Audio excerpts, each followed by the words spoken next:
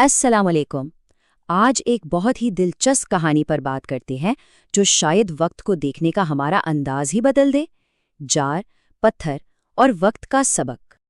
कभी ऐसा महसूस होता है कि दिन में घंटे ही कम हैं, करने को इतने सारे काम होते हैं और यूं लगता है जैसे वक्त पर लगाकर उड़ रहा है।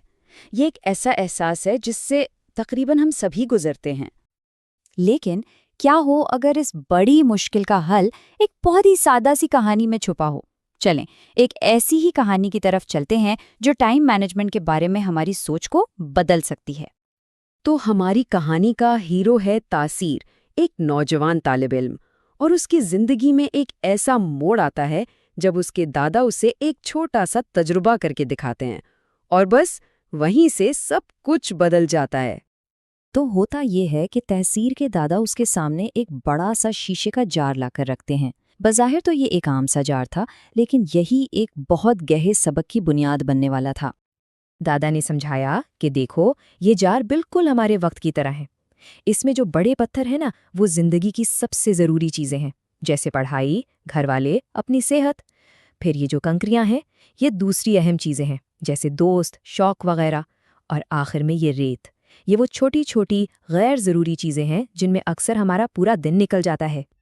और फिर दादा ने वो बात कही जो इस पूरे सबक का निचोड़ थी। अगर तुम अपना वक्त पहले छोटी छोटी चीज़ों यानी रेत से भर दोगे तो फिर बड़ी और अहम चीज़ों के लिए कभी जगह ही नहीं बचेगी। ये बात है तो सादा, लेकिन बहुत गहरी है ना। मतलब अगर रेत पहले डाल दी तो बड़े पत्थर तो कभी भी फिट नहीं होंगे। अच्छा, सबक सुन लेना एक बात है और उस पर अमल करना बिल्कुल दूसरी।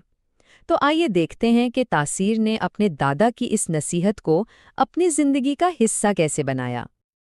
देखिए, शुरू में तो तासीर के लिए ये बहुत मुश्किल था।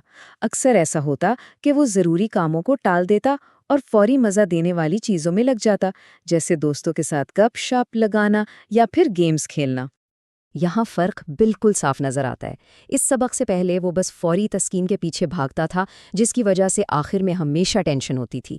लेकिन इसके बाद उसे अपने वक्त पर ज़्यादा कंट्रोल महसूस होने लगा और डेडलाइंस की फ़िक्र भी कम हो गई।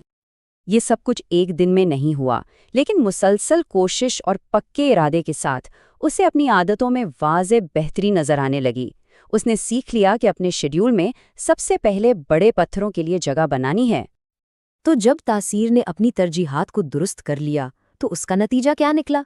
यानी इन बड़े पत्थरों पर ध्यान देने से उसकी जिंदगी में आखिर क्या तब्दीलियां आईं? चले ये भी देखते हैं। फायदे तो हैरान कुन थे। ना सिर्फ उसके स्कूल के ग्रेड्स बेहतर हुए, बल्कि डेडलाइंस का जो एक दबाव होता है ना, वो भी बहुत कम हो गया। अब उसके पास घर वालों और दोस्तों के लिए भी ज्यादा वक्त होता था। उसके वालिदैन भी इसकी तरक्की पर बहुत फख्र करते थे और दोस्तों की नज़र में भी वो एक ज़्यादा काबिल भरोसा इंसान बन गया था। जाहिर है इतनी बड़ी तब्दीली छुप नहीं सकती थी।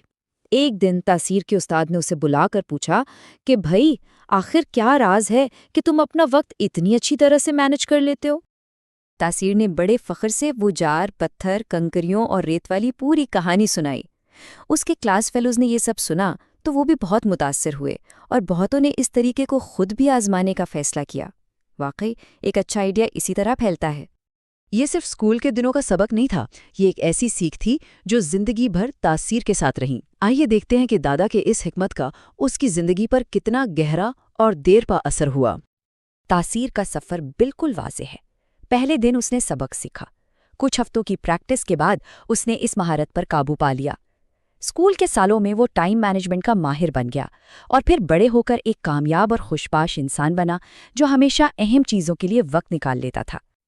और इस तरह तासीर की ये कहानी एक याद दहानी बन गई कि वक्त को समझदारी से इस्तेमाल करना कितना ज़रूरी है और उन चीज़ों को सबसे पहले करना चाहिए जो ज़िंदगी में वाकई कोई मायने रखती हैं।